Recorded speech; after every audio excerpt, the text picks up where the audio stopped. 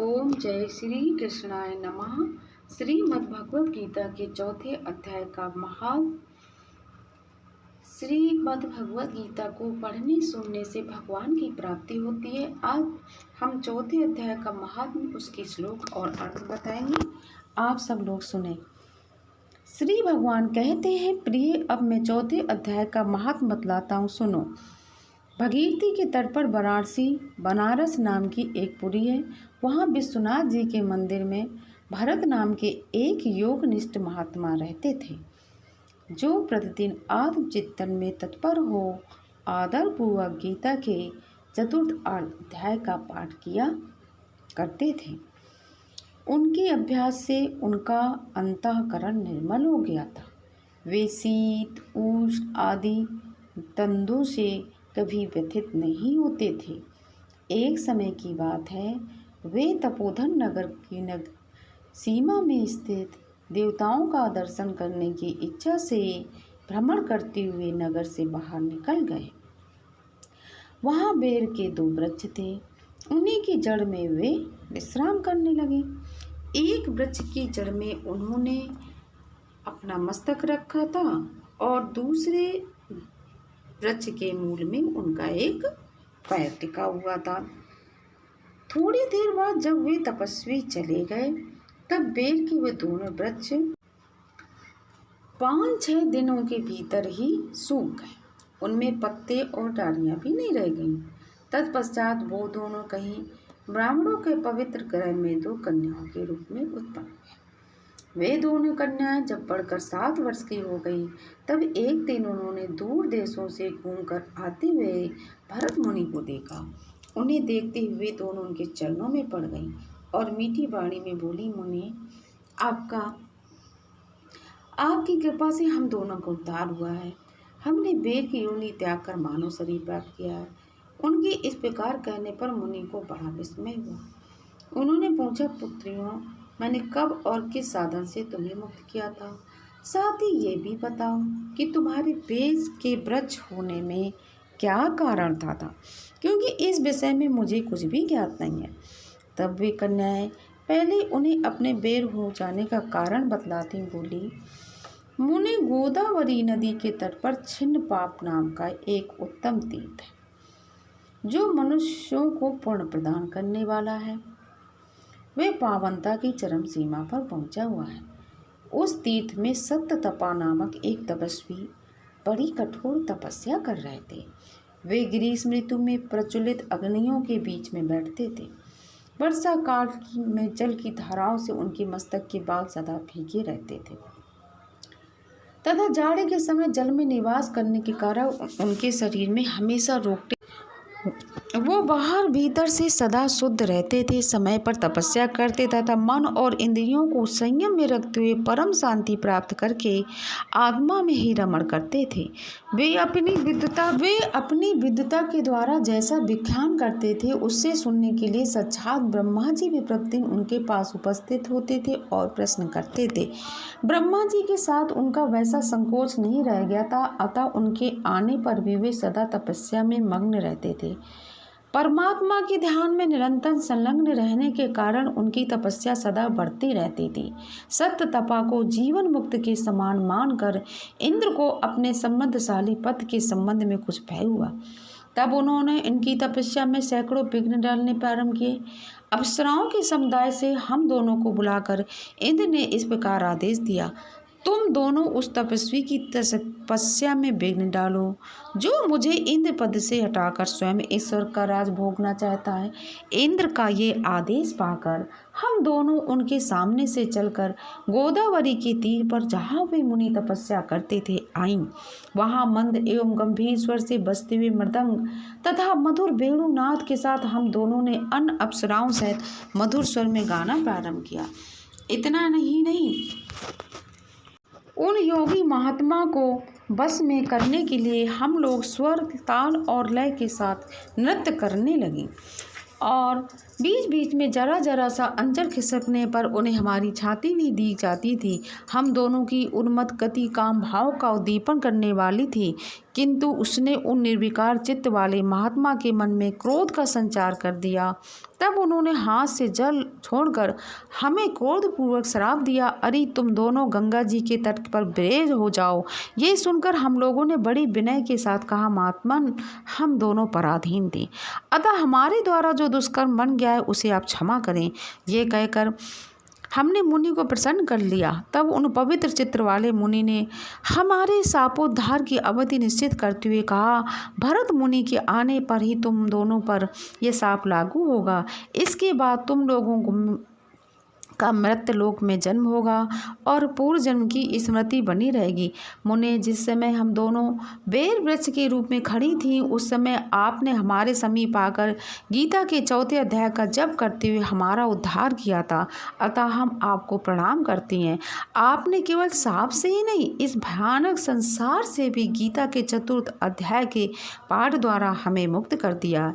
श्री भगवान कहते हैं, उन दोनों के इस प्रकार कहने पर मुनि बहुत ही प्रसन्न हुए और उनसे पूजित होकर वो विदा लेकर जैसे आए थे वैसे ही चले गए, तथा वे कन्याएं भी बड़े आदर के साथ प्रतिदिन गीता के 4 अध्याय का पाठ करने लगी, जिससे उनका उद्धार हो गया।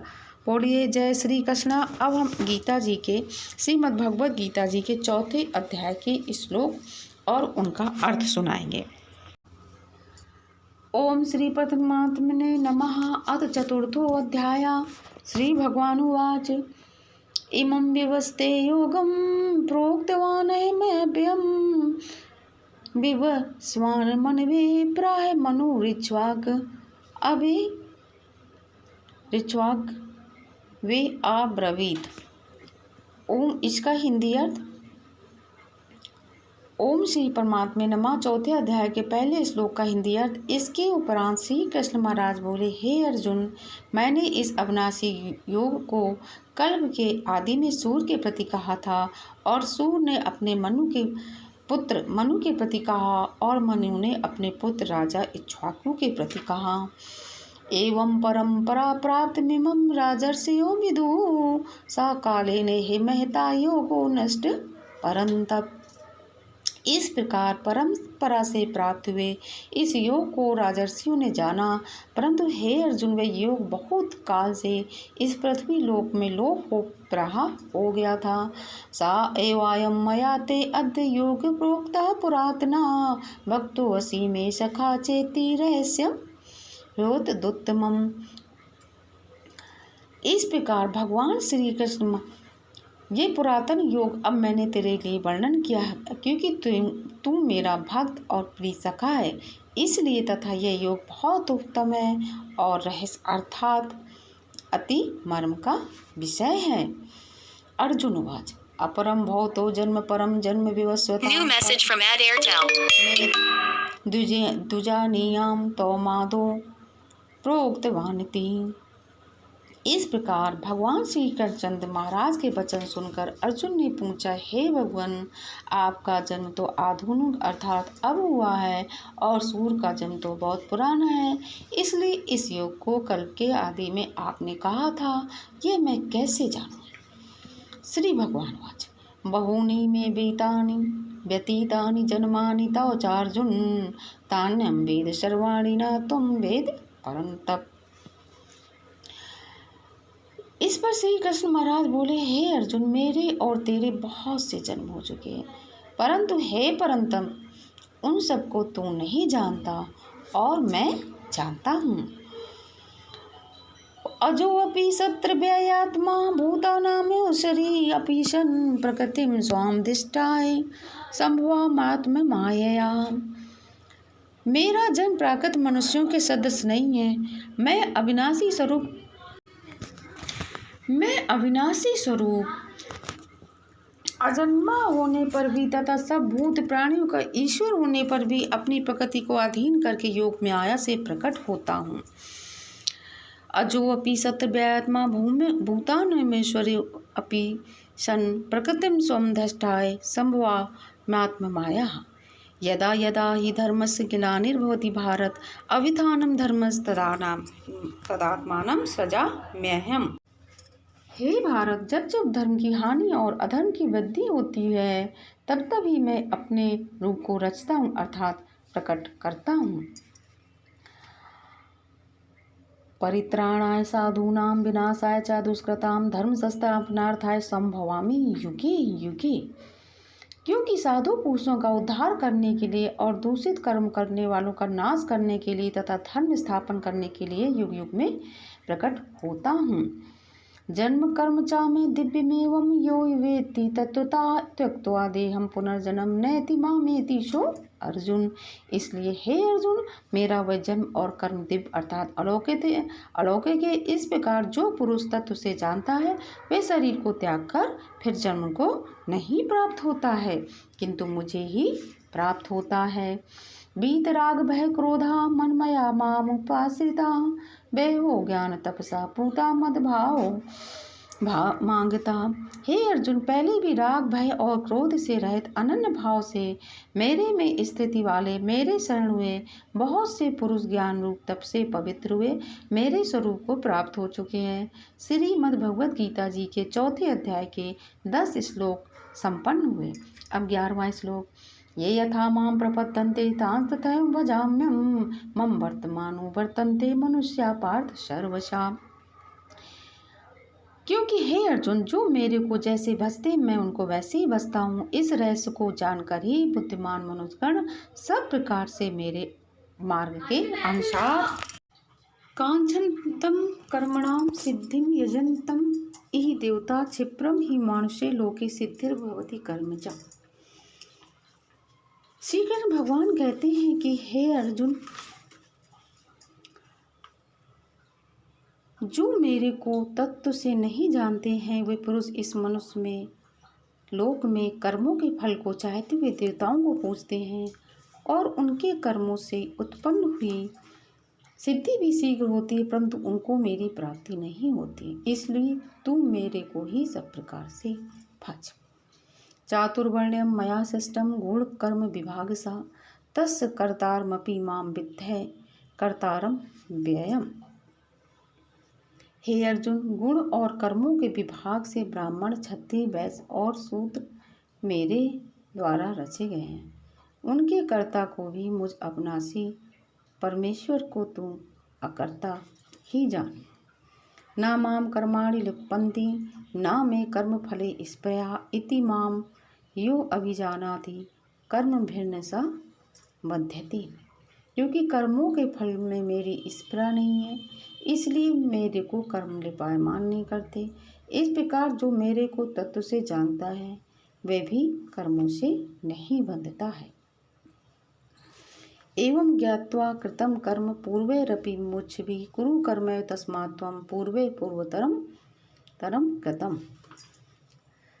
तथा पहले होने वाले मुमुक्षु पुरुषों द्वारा भी इस प्रकार जानकर ही कर्म किया गया है।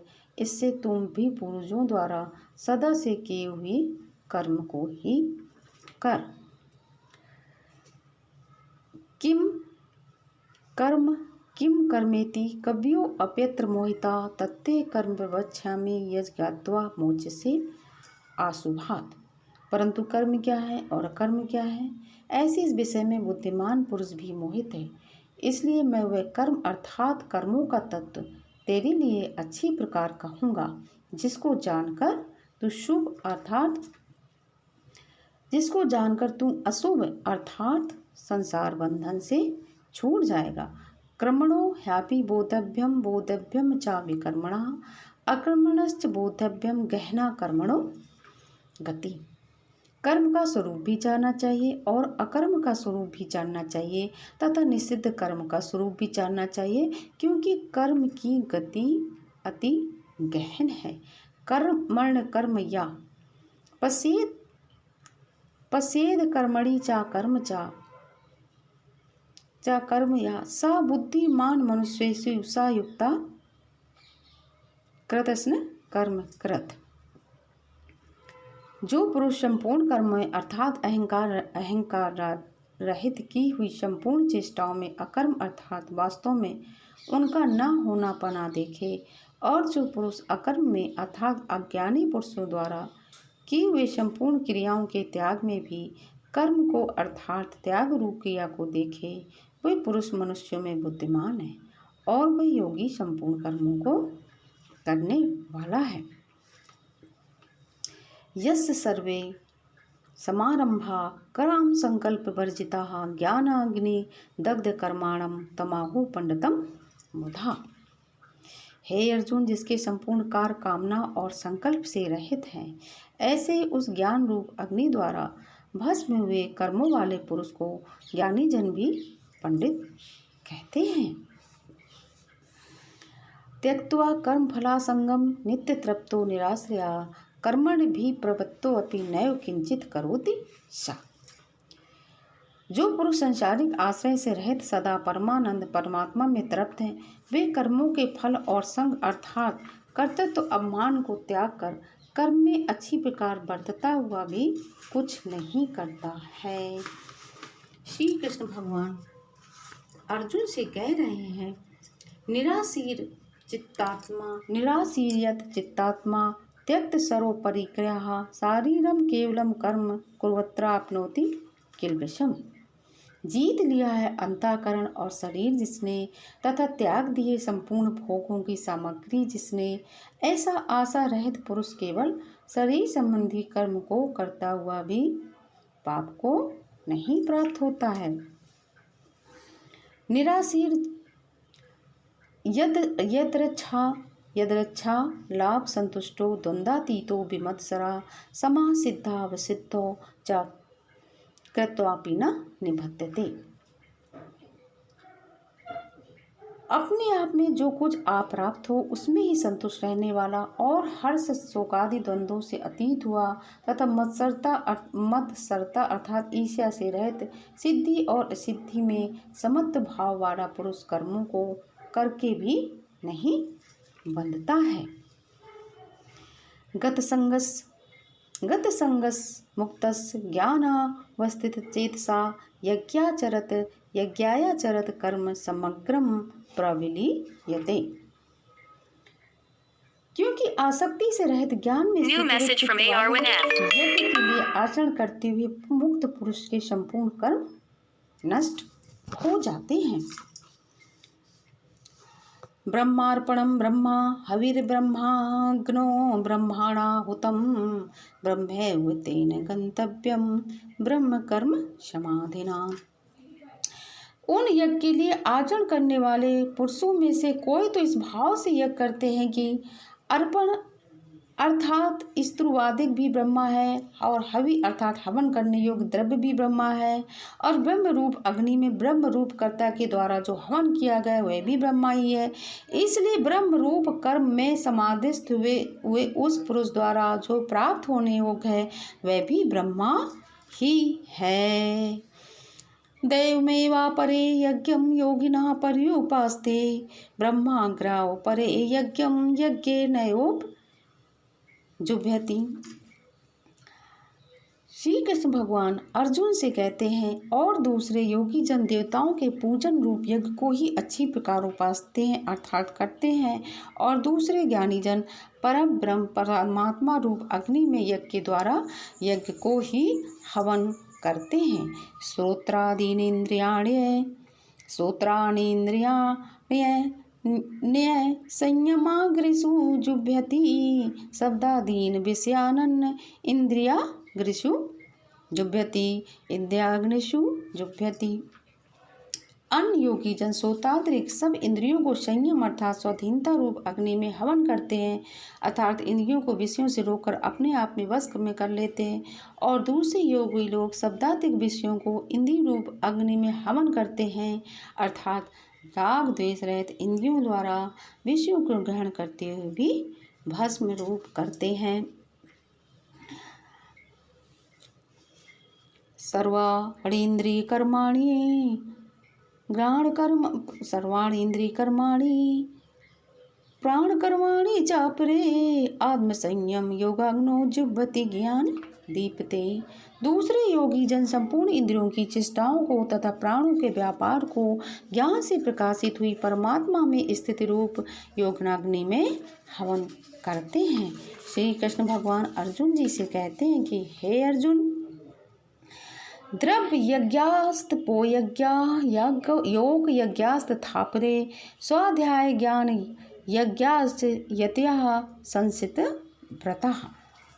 दूसरे कई पुरुष ईश्वर अर्पण बुद्धि से लोक सेवा में द्रव्य लगाने वाले हैं, वैसे ही कई पुरुष स्वधर्म पालन रूप तप यज्ञ को करने वाले हैं और कई अष्टांग योग रूप यज्ञ को करने वाले हैं, तथा दूसरे अशांति अहिंसादि तीक्ष्ण व्रतों से युक्त यत्नशील हुए पुरुष भगवान के नाम का जप तथा भगवत प्राप्ति विषयक शास्त्रों का अध्ययन रूप ज्ञान यज्ञ के करने वाले हैं। अपाने जुभ्यति प्राणम प्राणे अपानम तथा परे प्राणापान गति रुद्ध्वा प्राणायाम परायणः। दूसरे योगी जन अपान वायु में प्राण वायु को हवन करते, वैसे अन्य योगी जन प्राण वायु में अपान वायु का हवन करते हैं तथा अन्य योगी जन प्राण और अपान की गति को रोककर प्राणायाम के परायण होते हैं।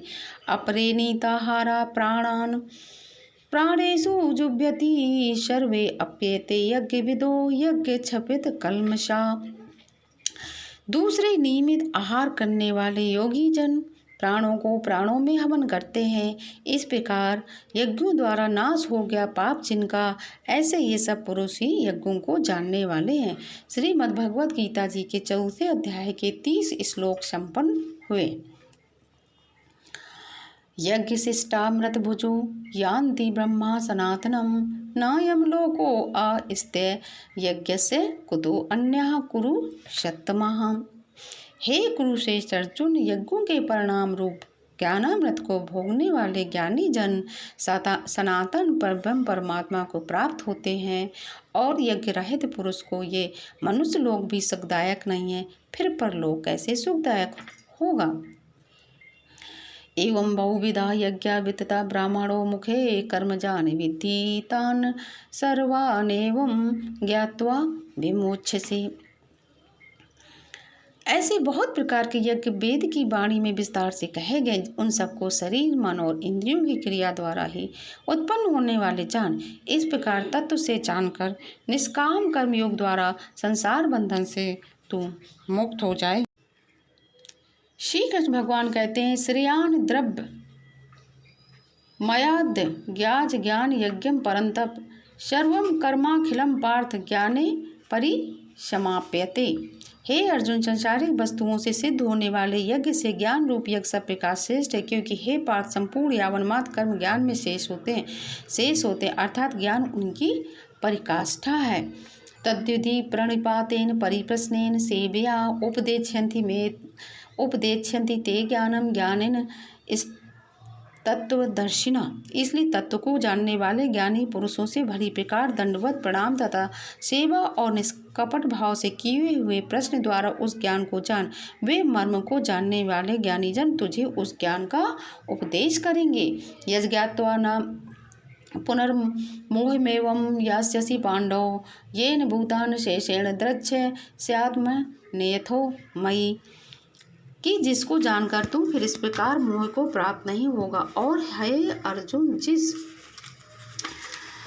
ज्ञान के द्वारा सर्वव्यापी अनंत चेतन रूप हुआ अपने अंतर्गत समष्टि बुद्धि के आधार संपूर्ण भूतों को देखेगा और उसके उपरांत मेरे में अर्थात सच्चिदानंद स्वरूप में एक ही भाव हुआ सच्चिदानंद में ही देखेगा। अभी चेदसी पापेभ्यः सर्वेभ्यः पापकृतमा सर्वं ज्ञान प्लवे नैव व्रजनम संतरिष्यसि। यदि तू सब पापियों से भी अधिक पाप करने वाला है तो भी ज्ञान रूप नौका द्वारा निसंदेह संपूर्ण पापों को अच्छी प्रकार से तर जाएगा। यथैधांसी समिद्धो अग्निर्भस्म सात कुरते अर्जुन ज्ञानाग्नि सर्वकर्माणि भस्म सात कुरते तथा।